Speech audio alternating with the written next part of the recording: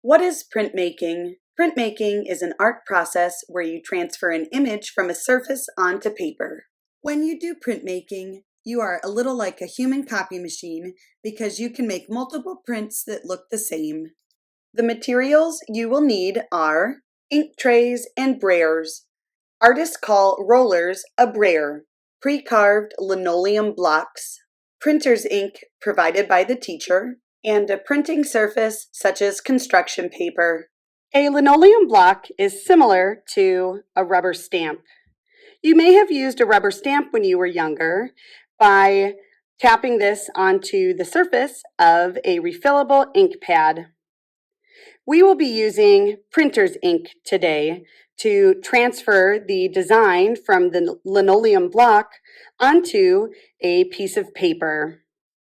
We have a wide variety of pre-carved linoleum blocks to choose from here at school. You can look forward to carving your own unique linoleum block design in middle school. Begin by writing your name and class code along the bottom edge of your piece of paper. I'm going to pretend that I am in 5S in my video. Then I will take my brayer and roll it through the ink. I will need to roll in different directions for a little while so that I can get ink evenly on this roller.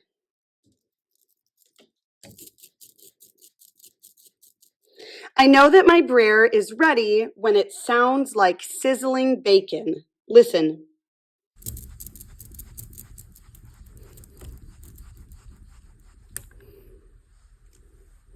Now I will carefully hold my linoleum block and roll ink onto the surface. Then set my brayer down back in the ink tray, not on the table, to help reduce mess.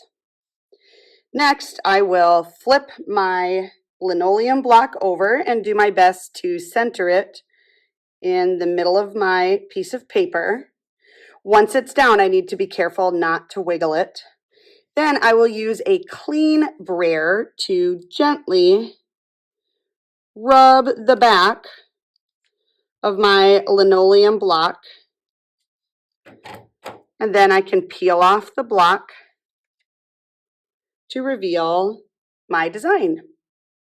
This artwork can be moved to the drawing rack, and then I can get a new piece of paper and print the same design again, or I can choose a different linoleum block. Another way to work with the linoleum blocks is to choose more than one design and repeat them on a larger sheet of paper to create an interesting pattern. Don't forget to add your name and class code in the bottom corner of your paper. Just like before, I will listen for the sound of sizzling bacon, apply fresh ink to my linoleum block, set my brayer down back in the ink tray, not on the table, and position my first linoleum block. Then I use my clean roller to gently rub the backside of the linoleum block, being careful not to have it wiggle or move. And then reveal my design. Now I can repeat this process on a new or different plate and add on. I can continue stamping more designs on these empty portions of the paper, or leave it as this interesting design here with 3 block prints going across the paper. When I'm ready, I will move this artwork to the drawing rack and I can begin another linoleum block print. This is another example of how I can play with pattern by repeating and rotating the linoleum block prints to create a design.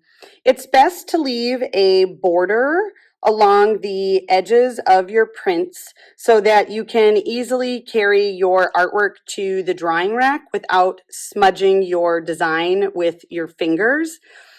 When your linoleum block prints are dry, I can help you go back with a paper cutter and even out the border so that it is the same width along all four sides. Be on the lookout for common problems with the linoleum block printing. This print has too much ink.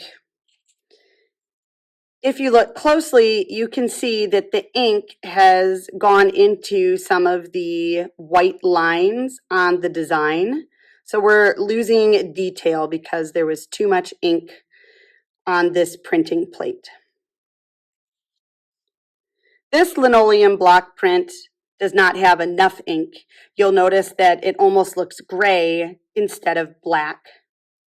If one of these mistakes happens to you, go ahead and recycle your print and try again.